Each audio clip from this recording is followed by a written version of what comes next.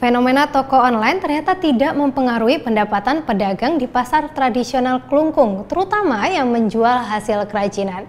Penjual mengaku konsumen lebih memilih datang langsung karena dirasa lebih aman ketimbang harus membeli barang di toko online. Seiring kemajuan teknologi, cara menjual barang atau jasa pun kini menggunakan cara online. Selain lebih praktis, harga barang yang dijual pun bersaing dengan harga di pasaran. Di pasar tradisional Klungkung, keberadaan toko online ternyata tidak mempengaruhi pendapatan pedagang, terutama yang menjual hasil kerajinan. Di pasar tradisional ini menjual berbagai macam busana sembahyang ke pura, seperti kamen, saput, kebaya, serta udeng.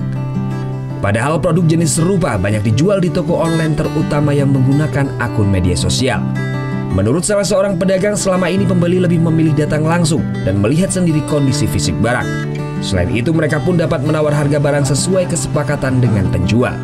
Dari kualitas barang, memang sih kalau memang ya dia bergerak di bidang online yang ya dalam arti ini jujur lah orangnya, misalnya kan mungkin dia quality masih bisa bagus. Bisa kalau yang nggak begini kan bisa quality dipermainkan, karena di online kan sifatnya dia permainan kamera, permainan itu yang ditonjolkan.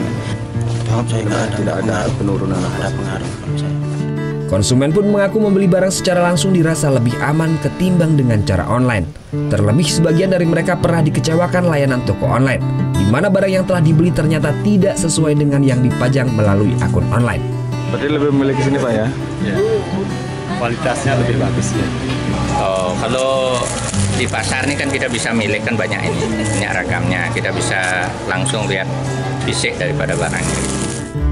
Keberadaan toko online maupun pasar tradisional memiliki kelebihan dan kekurangan masing-masing. Masyarakat pun harus lebih cerdas dan cermat dalam memilih barang yang akan dibeli. Tim Liputan melaporkan untuk NET.